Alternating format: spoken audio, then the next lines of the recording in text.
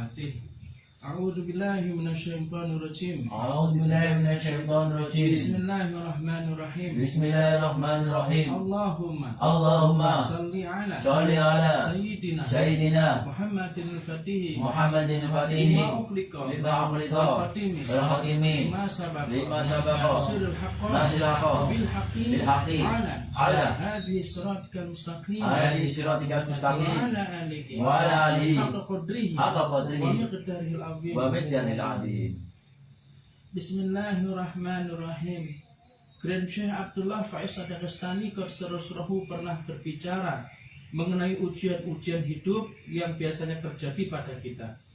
Setiap hari adalah hari baru dan para pencari harus siap dan waspada akan datangnya ujian-ujian sampai keimanannya menjadi semakin nyata.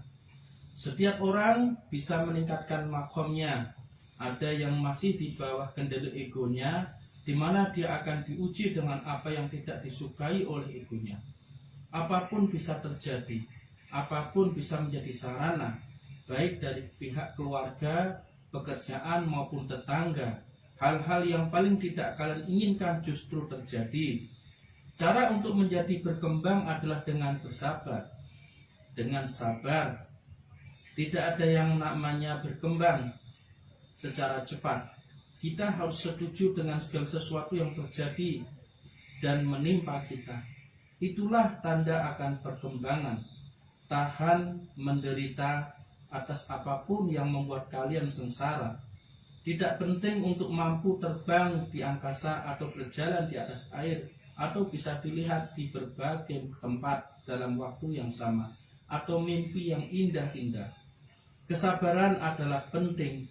Melawan segala gelombang kejahatan seperti sebuah gunung yang tetap kokoh walaupun diterjang badai.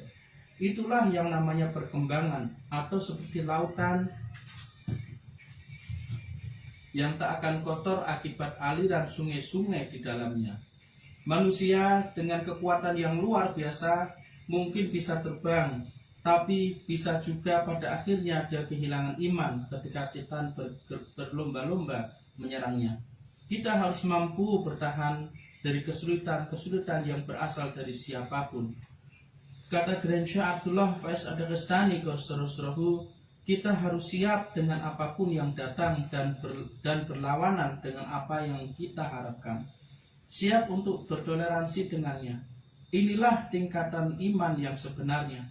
3 kali sehari Grand Syekh Qadserusrohu melihat murid-muridnya, bukan menengok untuk memberikan kenikmatan, namun untuk mengirimkan sesuatu yang tidak disenangi para pencari.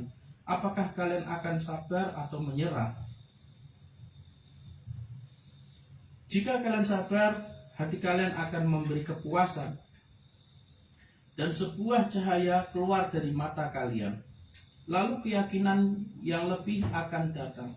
Di setiap kesempatan itu, makom kalian bisa meningkat ataupun menurun. Seperti keadaan dunia saat ini yang dipenuhi dengan setan dan kejahatan.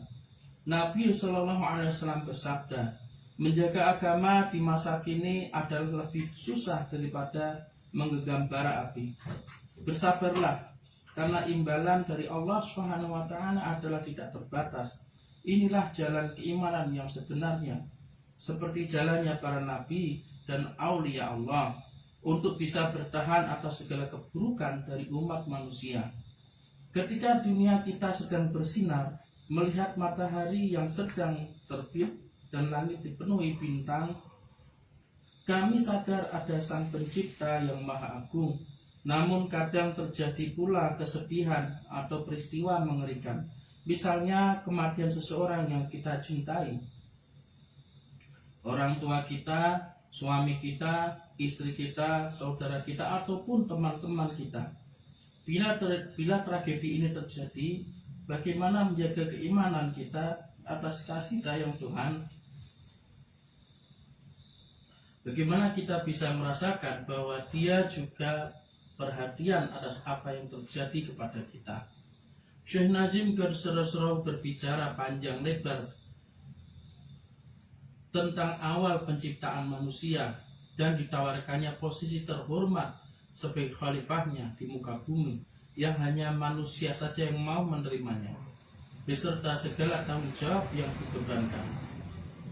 Juga tentang transformasi cinta anak Bapak menjadi cinta ilahi, seperti tergambar dalam kisah Nabi Ibrahim alaihissalam yang menyembelih Ismail alaihissalam, putra yang lahir setelah masa 12 tahun penantiannya.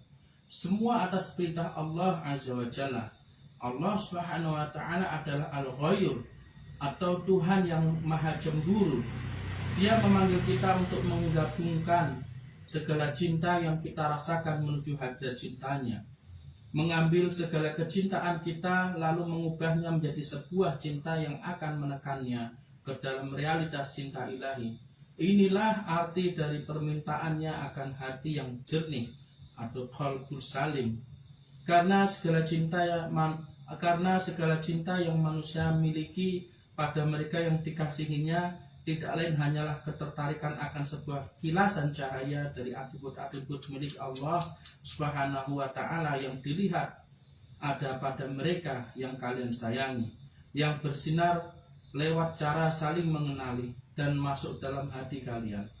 Mereka yang terkasih akan meninggal, begitu juga dengan kalian.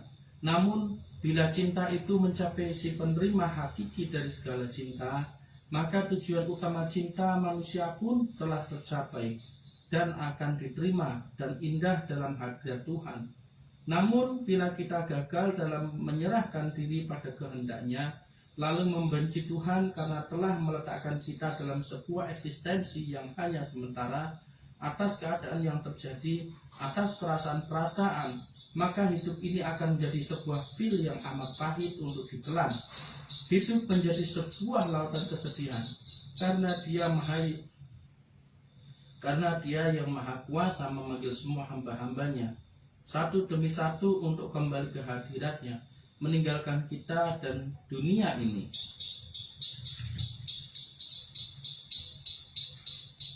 Dialah Allah Subhanahu wa Ta'ala, Tuhan kita, satu-satunya pemelihara eksistensi kita. Dia mempunyai hak atas kita dan untuk menguji, melihat siapa yang akan tetap menjadi benar dan menjaga cintanya pada penciptanya. Mereka yang kita kasihi, sanak saudara, istri maupun suami, semua yang kita cintai akan meninggal. Namun Dia akan melihat apa yang akan kalian perbuat. Dapatkah kalian mentransformasikan cinta dan tragedi yang menimpa sebagai jembatan meningkatnya kasih sayang kalian pada Sang Pencipta? Sedikit sekali yang bisa menerima dan memahami hal ini. Inilah penyebab mengapa mereka tak mampu melihat kebijaksanaan Tuhan di balik peristiwa-peristiwa yang menyedihkan.